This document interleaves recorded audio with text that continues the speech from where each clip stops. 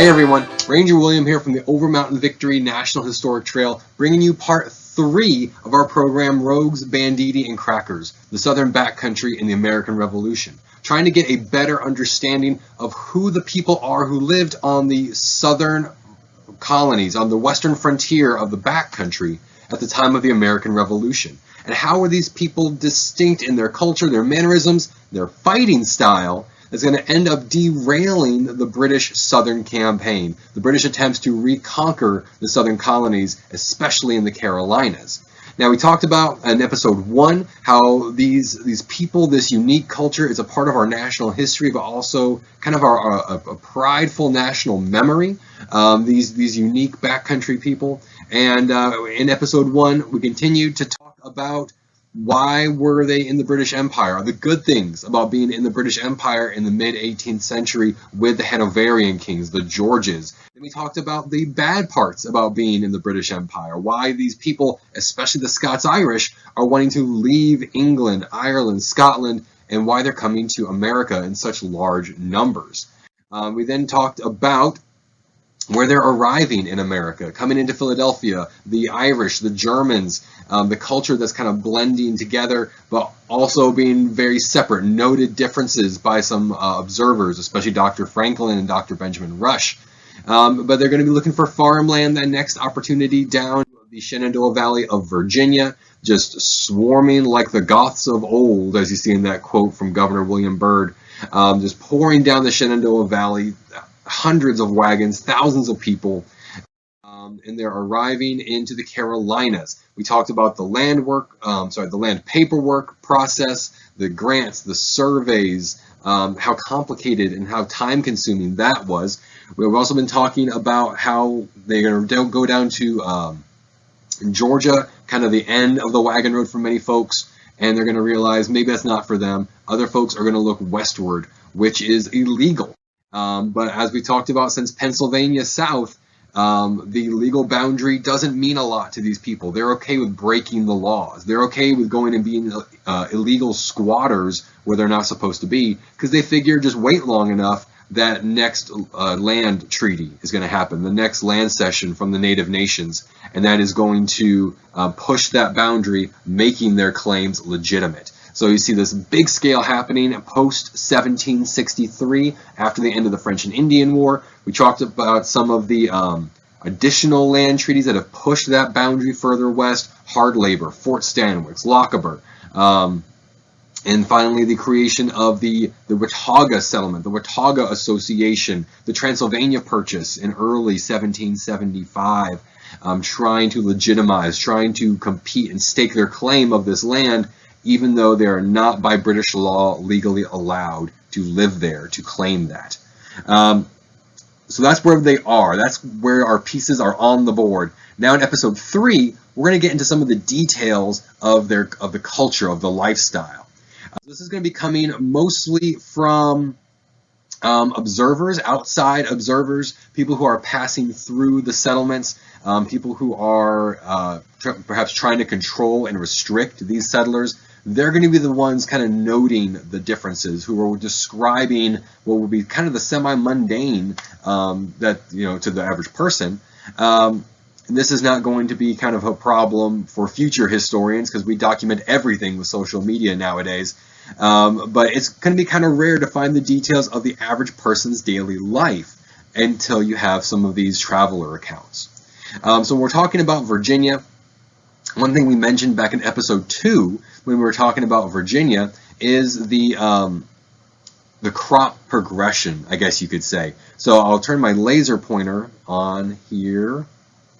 So kind of this first point of hunting corn, wheat, and hemp. This is going to be kind of what are noted by different observers as the stages of providing for oneself, for your family. Someone's first arriving somewhere, they're not really doing too much farming, but they're going to be relying mostly on hunting, maybe on some cattle and hogs, but they're not going to be doing a lot of farming at first. They're going to decide to stay somewhere for at least long enough to plant and harvest. They're going to start to plant corn, more than likely. So we've got a nice picture here at the bottom of a cabin with just the stumps around it, kind of that early stage 2 settlement, where they decided to be somewhere. They're going to try and improve the land, meaning just clearing it, farming it, but they're not even going so far as removing the stumps. They're just going to plant the corn around the stumps. Being there a little bit longer, you're looking at the wheat. Got some early 19th century wheat harvesting going on here. And then if they're going to be there long enough, they're going to be looking at cash crops, which in Virginia especially is going to be hemp. So we got this 19th century image here in the bottom corner of some hemp farmers, some hemp harvesting happening here. This is going to be for the fibers, the hemp fibers to make rope. Needing over 50 tons of this fiber to make the rope for a British man of war. So this is going to be a big subsidized industry there, a good cash crop. And also the note here, Augusta County, Virginia in the 1770s, it's going to average about 100,000 pounds of hemp annually exported. So that's kind of what we're looking at. Big cash crop there. Now with this progression, you also kind of see these same communities go through these transitions, go through these stages together. We've got one account from the Shenandoah Valley where it says that the same community, just 20 years apart, when they had been described as having to hunt for their survival, not even growing any food, 20 years later, they're described as having 13 grist mills within 10 miles of each other. By 1773, you're looking at about 4,800 white farmers living in just the southern part of the Shenandoah Valley, and this is double what had been there just back in 1755 at the outbreak of the French and Indian War. And the Shenandoah Valley was not a safe and peaceful place to live during the French and Indian War. A lot of people fled, there was a lot of bloodshed, but still your population has more than doubled. So that's kind of the growth that you see happening and the established farms. So the similar thing is happening in North Carolina. We mentioned this back in episode 2 with the North Carolina episode, the observations of how the western backcountry settlers are maybe a little more industrious. They're wanting to change the landscape more than your eastern North Carolina settlers who are using more pine products from the pine forest out there. North Carolina's Governor Arthur Dobbs in 1754 says, quote, "None take up lands there," in the back settlements, "but with a view to cultivate and improve them as fast as they can, all the back settlers being very industrious, cultivating indigo, hemp, flax, corn, etc., as well as breeding horses and other stock." He says, he goes on in this report back that he prefers to grant land to these people because he knows they're going to do something with it rather than land speculators who are just going to just buy up these pieces to chop it up and resell it later. They're not necessarily going to actually be improving the colony. He also says that those who use the pine woods for making pitch, tar, turpentine, these naval maritime products, they're not clearing or improving the land either. So Governor Dobbs would prefer to grant to these backcountry settlers. In 1766, another North Carolina governor, William Tryon, he's also going to note the difference between your western and eastern North Carolina settlers. So he's actually going to describe the western settlers as being greater in health and complexion than those who are in eastern North Carolina. Now, South Carolina is going to be seeing similar growth and expansion, but since they're a little further south, kind of further towards the end of the wagon road, you see some of these farmers have only just recently arrived. They haven't yet had the chance to establish their crops or permanent homes. And throwing on top of this, you have the Anglo-Cherokee War of 1759 to 1761 is going to destroy the homes and crops of many of these backcountry settlers. So when they come back post 1762, they're going to have to rebuild what they've lost in addition to competing with these new arrivals. We'll notice some of this conflict here in a second that they're going to run into. But so outside observers in the 1760s, they don't know the context. They don't know that maybe they've just arrived or they just lost everything. They're just going to appear like poor dirt farmers who can't even get a cabin over their own heads. One of these observers is going to be Anglican Reverend Charles Woodmason. He's going to go into the backcountry as a missionary for the Anglican Church, and he's going to harshly describe the lifestyle, the diet. He's someone who is used to a little bit of finer things. Charleston, London is where he's from. So here are some of the quotes that he uses to describe these people. He says, "The people, all new settlers, extremely poor, live in log cabins like hogs. Later he's going to go on, these people eat twice a day only. Their bread of Indian corn, pork in winter and bacon in summer. If any beef, they jerk it and dry it in the sun so that you may as well eat a deal board. So not very positive reviews of the backcountry diet. And he goes on to complain about this. Apparently he had some GI issues and problems. It made him very sensitive to this diet change. He says, quote, in this circuit of a fortnight, meaning going around preaching sermons, I've eaten meat but thrice, and drank naught but water, subsisting on my biscuit and rice, water, and muskmelons, cucumbers, green apples, and peaches, and such trash, by which I am reduced very thin. That's big talk in South Carolina, calling peaches trash. He goes on later, nothing but Indian cornmeal to be had, bacon and eggs in some places. As for tea and coffee, they know it not. These people are all from Ireland, and live wholly on butter, milk, clabber, and what in England is given to the hogs and dogs. Later he keeps on, as in many places they have naught but a gourd to drink out of, not a plate, knife, or spoon, a glass, cup, of anything. It is well if they can get some body linen, and some have not even that. There is not a cabin, but has 10 or 12 young children in it.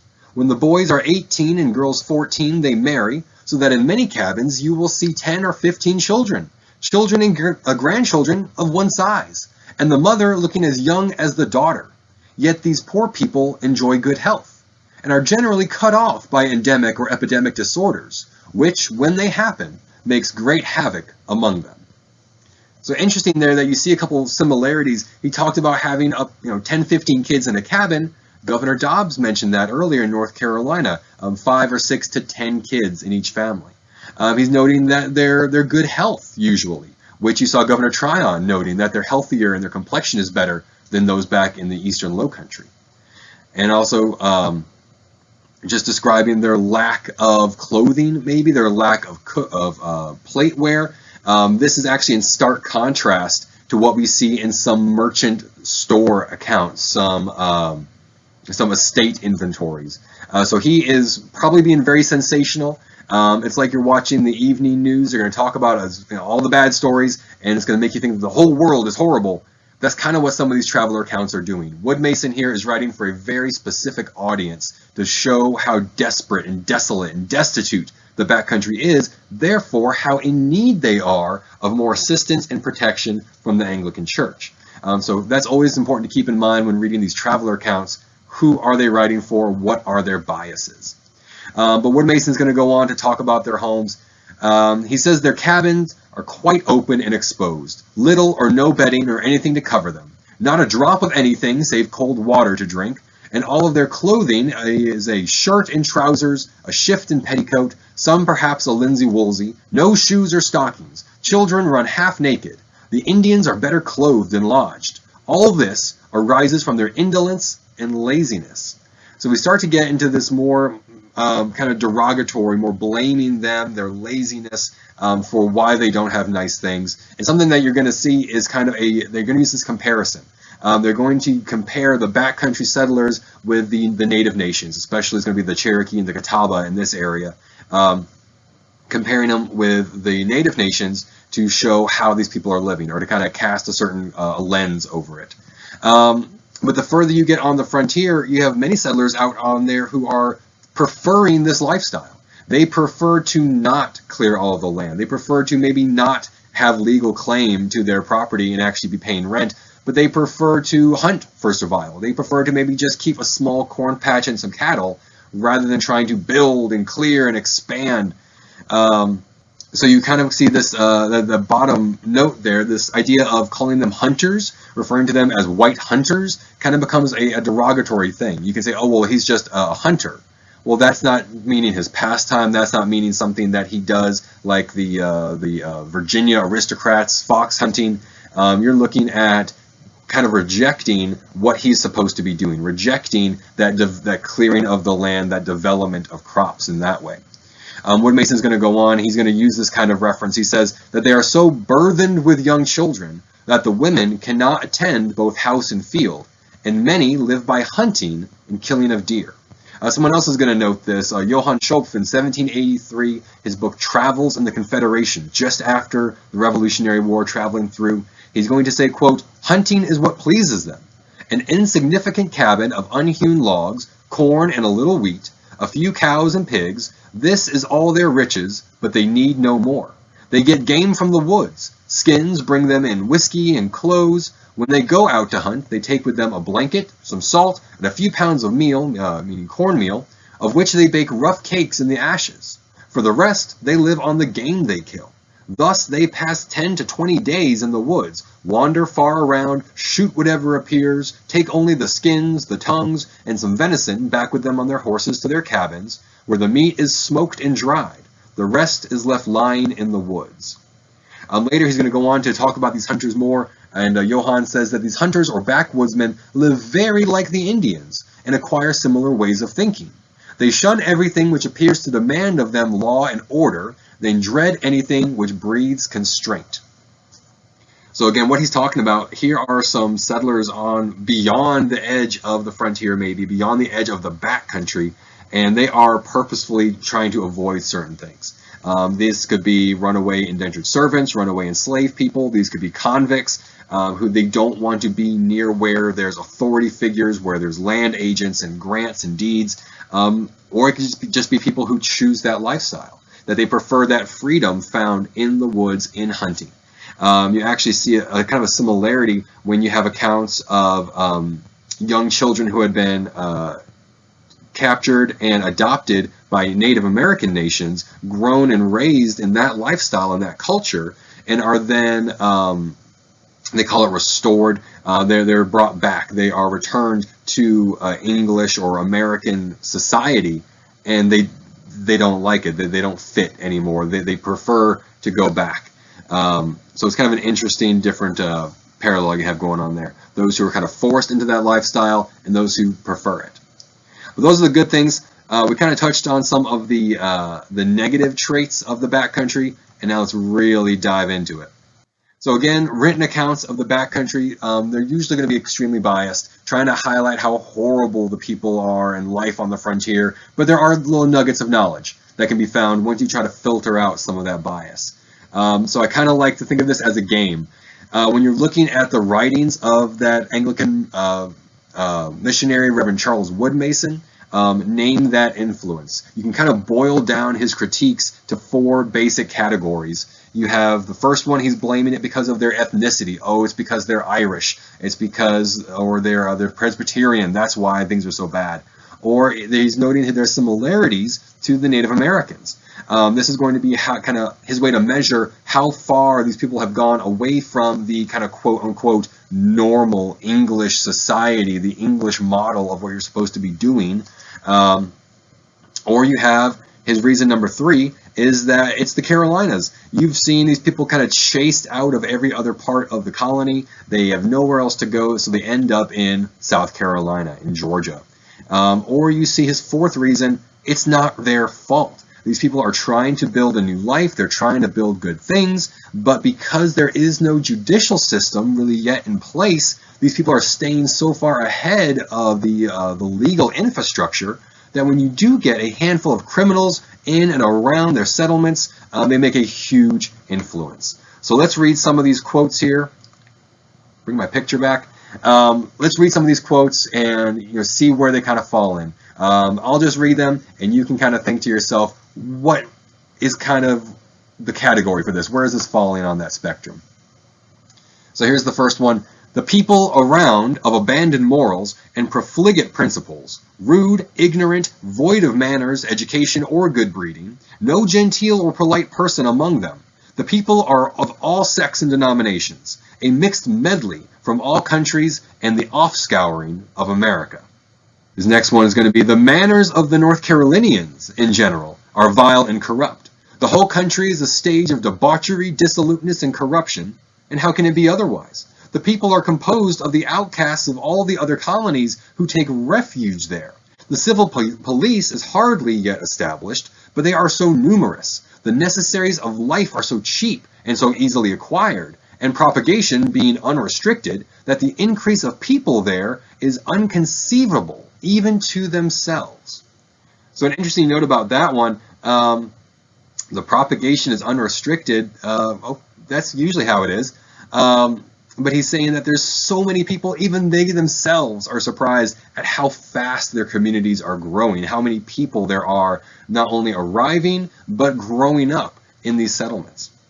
Now, as he's going around on his tour, he's going to try and use schoolhouses. He's going to try and use them as his church. And he's going to say that he found the schoolroom that was intended for me turned by the tavern keeper into a stable.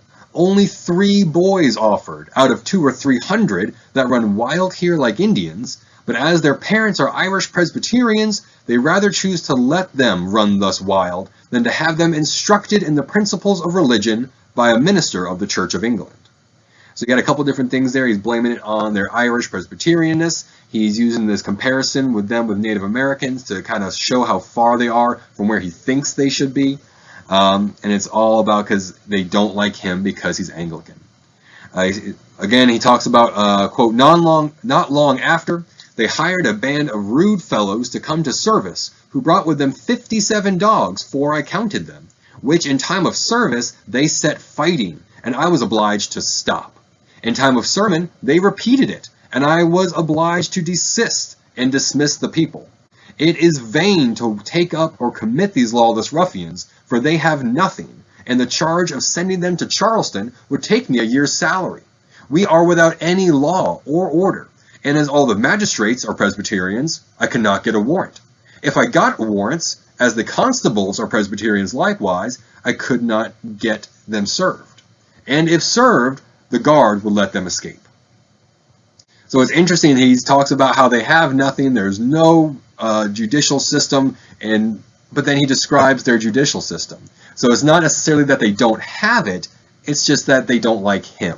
They're all Presbyterians, is what he's saying. So it's interesting, sometimes he'll contradict himself. He'll say, they don't have something, and then he'll say they have it. And again, he's blaming the Presbyterians. He says that he found the houses filled with debauched, licentious fellows and Scot Presbyterians who had hired these lawless ruffians to insult me. He's going to later say the service was greatly interrupted by a gang of Presbyterians who kept hallooing and whooping without door like Indians.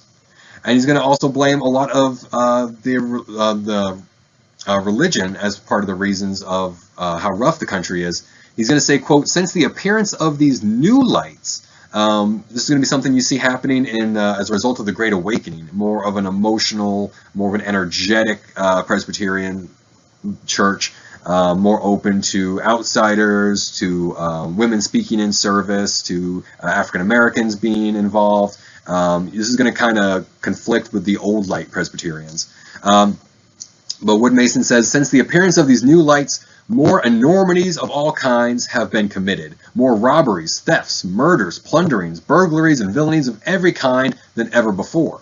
And the reason hereof is that many of these preaching fellows were most notorious thieves, jockeys, gamblers, and whatnot in the northern provinces, and since their reception and success here have drawn crowds of their old acquaintances after them, so that the country never was so full as at present of gamesters, prostitutes, filchers, racers, fiddlers, and all the refuse of mankind. So not only is he's kind of combining two reasons here. He's like, yes, it's because of their religion, and yes, it's because people are just kind of washing out down here into the Carolinas, but he's saying that the leaders of these new religions are those who have washed out. So he's just finding every reason he can to blame these people. But again, it's Wood Mason. Maybe need more than a pinch of salt to understand what he's talking about. But he goes on, I would not wish my worst enemy to come to this country, at least to this part of it. Such enemies to Christ and his cross are these vile Presbyterians. Quote, they complained of being eaten up by itinerant teachers, preachers, and impostors from New England and Pennsylvania, Baptists, New Lights, Presbyterians, Independents, and 100 other sects, so that one day you might hear this system of doctrine, and the next day another retrograde to both. Thus, by the variety of tailors who would pretend to know the best fashion in which Christ's coat is to be worn, none will put it on. So I love how he explains that there. He says there are so many different denominations and religions preaching in the backcountry that the people who live there are hearing so many differences, that they don't know who to listen to and just say, I don't believe any of you because you're so different from each other and you're all claiming to be right. So an interesting observation there. He goes on, quote, there, meaning the frontier white settlers, their ignorance and impudence is so very high as to be past bearing. Very few can read, fewer write. They delight in their present low, lazy, sluttish, heathenish, hellish life, and seem not desirous of changing it. Hence their many vices, their gross licentiousness, wantonness, lasciviousness, rudeness, lewdness, and profligacy. They will commit the grossest enormities before my face and laugh at all admonition. They were as rude in their manners as the common savages, and hardly a degree removed from them. Their dress almost as loose and naked as the Indians, and differing in nothing save complexion. So there you see some, again, he's comparing them with the natives. He's saying this is how far they've gotten from where they are supposed to be as English subjects. He says, quote, behold on every one of these rivers what a number of idle, profligate, audacious vagabonds, lewd, impudent, abandoned, prostitutes, gamblers, gamesters of all sorts, horse thieves, cattle stealers, hog stealers, branders, market hunters, going naked as Indians. Women hardly more so. All in a manner useless to society, but very pernicious in propagating vice, beggary, and theft. Still more pernicious, as we have frequently found, when united in gangs and combinations. Such bold and dangerous offenders as condemn all order and decency. They broke every prison almost in America, whipped in every province, and now set down here, as birds of prey, to live on the industrious and painstaking wretches who have defied all authority and defeated the laws of every country. So Woodmason, he's just going. This is his personal diary, and if he's had a bad day and he's mad with these people, he's going to let them have it in his diary. But what he's talking about here, some of the things that he points out, is, again, he's talking about all the crimes that he's seen. He's talking about the washouts of the rest of the colonies. But he also mentions that there's the industrious settlers there, that those criminals who have been able to break out of jail in other places, they've escaped down to the frontier where there's less law and order, and they've been able to set up, he even calls them gangs. They've joined together in larger numbers, and they're able to prey on the working farmers, so that it's hard for these farmers to actually get anything established because they're afraid of being attacked. But then Woodmason's going to go on, and he's going to actually blame a lot of the situation on the Low Country, on the Charleston elites. He says, quote, speak, O ye Charlestown gentry, who go in scarlet and fine linen and fare sumptuously every day. Speak, O ye overgrown planters, who wallow in luxury, ease, and plenty. Would you, could you, can you see or suffer poor, helpless, pretty boys, beautiful, unguarded, promising young girls, for want of timely care and instructions, to be united with a crew of profligate wretches, whose mouth is full of cunning, deceit, and lies, from whom they must unavoidably learn idleness, lewdness, theft, rapine, violence, and it may be murder. So again, he's blaming the Low Country here. He's saying, you run the colony, you make the laws, you advertise and recruited these people, now help them. Do something to keep these children who are being born and raised in the backcountry, keep them safe from the influence of the offscourings that you've attracted, of the criminals that are taking shelter in your own backcountry. Do something for them. Woodmason goes on, and he tries to give them lessons on how to properly attend church, is one of my favorites. He says, quote, bring no dogs with you. They are very troublesome. Neither sneeze or cough if you can avoid it, and do not practice that unseemly, rude, indecent custom of chewing and spitting, which is very ridiculous and absurd in public, especially in women and in God's house. So this paints a picture of quite the service that he's trying to lead, with dogs everywhere, people always walking around, coughing, sneezing, chewing and spitting, probably tobacco. It's all over the floor. He goes on to say, the open profanation of the Lord's Day in this province is one of the most crying sins in it, and is carried to a great height. Among the low class it is abused by hunting, fishing, fowling, and racing, by the women in frolicking and wantonness, by others in drinking bouts and card playing. Even in and about Charleston, the taverns have more visitants than the churches. He says, quote, "Here I found a vast body of people assembled, such a medley, such a mixed multitude of all classes and complexion I never saw.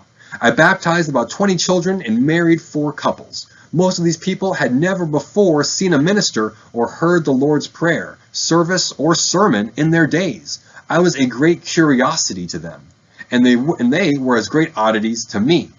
After the service, they went to reveling, drinking, singing, dancing, and whoring, and most of the company were drunk before I quitted the spot." Now, what he's talking about, they've never seen a minister, he specifically means Anglican. They've never seen an Anglican minister, an Anglican service. Because, as he's pointed out, there are so many other religions, most of them, as he's blamed, are Presbyterians. He says, "I cannot conceive from whence this vast body could swarm." Just so many people are showing up. "But this country contains 10 times the number of persons beyond my apprehension." So way more people than he was ever thinking. He goes on to describe some of their customs. He says, quote, "Indeed, nakedness is not censurable or indecent here, and they expose themselves often quite naked, without ceremony, rubbing themselves and their hair with bear's oil and tying it up behind in a bunch like the Indians do, being hardly 1 degree removed from them." Again, comparing their lack of English culture with a similarity to the native culture. He says he met a mixed multitude of persons from various quarters, but no bringing of this tribe into any order. They are the lowest pack of wretches my eyes ever saw, or that I have met in these woods, as wild as the very deer. No making of them to sit still during service, but they will be in and out, forward and backward the whole time, women especially, as bees to and fro of their hives. He says, quote, "How he was accompanied by several gentlemen and ladies, not for a motive of religion or respect, but through curiosity and itching ears, my appearance among them being a novelty, and none in the world so fond of novelties as the Carolinians." See, the difference between them and the Londoners is that the Carolinians are quickly tired of anything, even what pleases their fancy. The Londoners never think they can have enough of what pleases them. Of the two, the Carolinians are the most fickle, and there is not a more fickle, trite, superficial people in the world. He goes on, he says, "Hence it is that above 30,000 pounds sterling have lately been expended to bring over 5,000 or 6,000 ignorant, mean, worthless, beggarly Irish Presbyterians, the scum of the earth and refuse of mankind, and this solely to balance the emigrations of people from Virginia, who are all of the established church." It says, quote, "In the morning came a large body of people, 2/3 of them Presbyterians. They had prepared a band of ruffians as before to make disturbances, but a neighboring magistrate came to service and officiated as clerk, bringing with him a party of the Catawba Indians. These poor wretches behaved more quiet and decent than the lawless crew, who kept, as before, a great noise without door. The Indians resented their affronts and fought with several of them, which only made more noises." So there you have some of Wood Mason's little jewels there. You can see he had a very strong opinion, maybe not always based on fact, but definitely from his observations. We're going to wrap up this part with some other observations here from other people that kind of is falling in line with what Wood Mason was describing. James Habersham, Georgia, in 1772, he says that there is a group of what he calls crackers who have settled above Augusta, where they have, quote, "no settled habitation and subsist by hunting and plundering." So that last part there is interesting because Wood Mason was referencing gangs of people who rob and murder and steal. So here's someone else noticing that's happening in parts of Georgia, but above Augusta, way on the frontier. Our friend Johann Schopf, who talked earlier about hunters, again, he says that they acquire very similar ways of thinking as the Indians due to backwoodsmen living out on the frontier like that. And a British officer, George Hanger, he describes these people that were in the backcountry. He says, quote, "This distinguished race of men are more savage than the Indians, and possess every one of their vices, but not one of their virtues. I have known one of these fellows to travel 200 miles through the woods, never keeping to any road or path, guided by the sun by day and the stars at night, to kill a person belonging to the opposite party. He would shoot him before his own door and ride away to boast of what he had done on his return. I speak only of backwoodsmen. I speak only of that heathen race known by the name of crackers. And that's from George Hanger in his 1801 book, The Life, Adventures, and Opinions of Colonel George Hanger. So that's where we're going to leave these folks today. We've talked about some of the great descriptions of governors saying, look how industrious they are, look what they're growing and they're farming, they're raising cattle and horses. But then you've got the other observations, those who are probably very biased, saying, look how little they have. They don't have anything. They have no manners. They're not keeping to what our society is supposed to be like. They are Irish. They're Presbyterians. They're living close to what the Indians do. They're filled with criminals, the offscouring of America. But this is going to be kind of that sense of conflict. You're going to see this finally reach a boiling point. It's going to kind of rip apart these communities in the next couple years here, and that's going to be in episode 4. So we're going to leave them right here. You've got a chaotic place going on. The backcountry's kind of been left to themselves. The low country is not doing anything to help keep them safe. So what are they going to do about it? So I'm Ranger William from the Overmountain Victory National Historic Trail. I hope you enjoyed episode 3 of Rogues, Banditti, and Crackers. Check us out with episode 4, where we're going to see some of this violence is going to get on a larger scale, leading right into the American Revolution. So I hope you enjoyed. Thanks for watching.